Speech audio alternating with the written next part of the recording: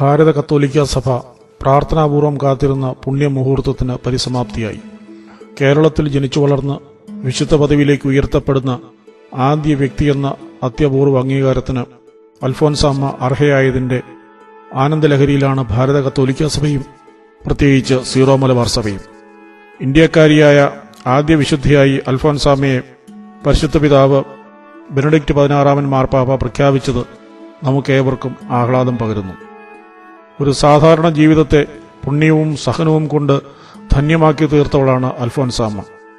കോരിത്തരിപ്പിക്കാവുന്ന ജീവിത കഥകളോ നിറപ്പകിട്ടാർന്ന സംഭവ പരമ്പരകളോ കൊട്ടിഘോഷിക്കാൻ തക്ക ഭൗതിക നേട്ടങ്ങളോ അൽഫോൻസാമ്മയുടെ ജീവിതത്തിലില്ലായിരുന്നു. 36 വർഷം മാത്രം നീണ്ട ഹ്രസ്വ ജീവിതത്തിൽ ഏറെക്കാലവും കന്യാസ്ത്രീ മഠത്തിൽ, അതിൽ തന്നെ കുറേയേറെ വർഷം രോഗത്തിന്റെ പീഡകൾ സസന്തോഷം ഏറ്റുവാങ്ങി ശയ്യാവലംബിയായ കന്യാസ്ത്രീയായിരുന്നു വിശുദ്ധ അൽഫോൻസ. സന്യാസ ജീവിതത്തെ അതിന്റെ സംശുദ്ധിയിലും സമ്പൂർണമായ സമർപ്പണത്തിലും യാഥാർത്ഥ്യമാക്കുന്നതാണ് അൽഫോൻസാമ്മയെ വിശുദ്ധ പദവിക്ക് അർഹയാക്കിയത്. കോട്ടയത്തിന് സമീപം കുടമാളൂരിൽ 1910 ഓഗസ്റ്റ് 19 മുട്ടത്തുപാടത്ത് കുടുംബാംഗമായി ജനനം.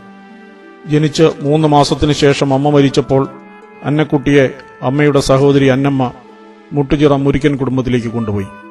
പിന്നീട് സന്യാസ ജീവിതത്തിൽ പ്രവേശിക്കുന്നതുവരെ മുട്ടുചിറ മുരിക്കൻ തറവാട്ടിലായിരുന്നു അൽഫോൻസാമ്മയുടെ ജീവിതം. ദൈവഭക്തിയും സന്മാർഗബോധവും കർത്തവ്യ നിഷ്ഠയും ഉള്ള ഉത്തമ കത്തോലിക്ക പെൺകുട്ടിയായിരുന്നു അൽഫോൻസാമ്മ. ചെറുപ്പത്തിലെ വിവാഹം കഴിപ്പിച്ച് അയക്കാനായിരുന്നു വീട്ടുകാരുടെ ആഗ്രഹമെങ്കിലും ഉമിത്തിയിൽ വരെ ചാടി കന്യാസ്ത്രീയാകുകയെന്ന ജീവിത ലക്ഷ്യത്തിൽ അവൾ ഉറച്ചുനിന്നു. അങ്ങനെ 1927 ഭരണങ്ങാനം ക്ലാരിസ്റ്റ് കോൺവെന്റിൽ സന്യാസിയാർത്ഥിയായി ചേർന്ന അന്നക്കുട്ടി 1928 ഓഗസ്റ്റ് 2 ശിരോവസ്ത്രം സ്വീകരിച്ചു. വിശുദ്ധ അൽഫോൻസ് ലിഗോരിയുടെ തിരുനാൾ ദിനമായിരുന്നതിനാൽ അൽഫോൻസ എന്ന പേര് സ്വീകരിച്ചു. 1930 മെയ് 19 സഭാവസ്ത്രം സ്വീകരിച്ചു.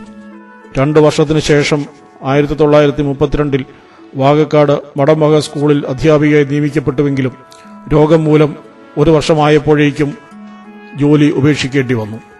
ഇതിനിടെ രോഗം മൂലം സന്യാസ ജീവിതത്തിൽ നിന്ന് ഒഴിവാക്കാൻ മഠം അധികാരികൾ ശ്രമിച്ചുവെങ്കിലും ബിഷപ്പ് മാർ ജെയിംസ് കാളാശ്ശേരിയുടെ ഇടപെടൽ അൽഫോൻസാമ്മയ്ക്ക് തുണയായി.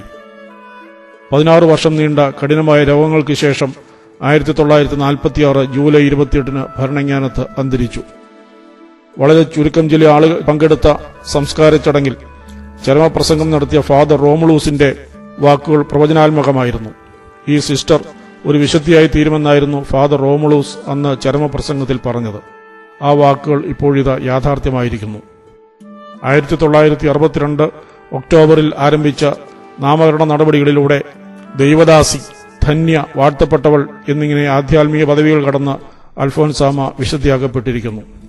ദിവംഗതനായ ജോൺ പോൾ 2 മാർപ്പാപ്പായുടെ ഭാരത സന്ദർശന വേളയിൽ 1986 ഫെബ്രുവരി 8 കോട്ടയത്ത് ജനലക്ഷങ്ങൾ നിറഞ്ഞ വേദിയിൽ അൽഫോൻസാമ്മയെ വാഴ്ത്തപ്പെട്ടവളായി പ്രഖ്യാപിക്കുകയായിരുന്നു. അതിന്റെ പരിസമാപ്തിയാണ് വിശുദ്ധ പദവിയിലേക്കുള്ള ഈ സഹനപുഷ്പത്തിന്റെ ആരോഹണം. അൽഫോൻസാമ്മ ജനിച്ച കുടമാളൂരിലെ മുട്ടത്തുപാടത്ത് വീടും വളർന്ന മുട്ടിയിറ മുരിക്കൻ തറവാടും സന്യാസിനിയായി ജീവിതകാലം ചെലവഴിച്ച ഭരണങ്ങാനം ക്ലാരിസ്റ്റ് കോൺവെന്റും കബറിടം സ്ഥിതിക്കുന്ന ഭരണങ്ങാനം ചാപ്പലും ഇന്ന് വിശ്വാസ സഹസ്രങ്ങളുടെ പുണ്യകേന്ദ്രങ്ങളായി മാറിയിരിക്കുന്നു.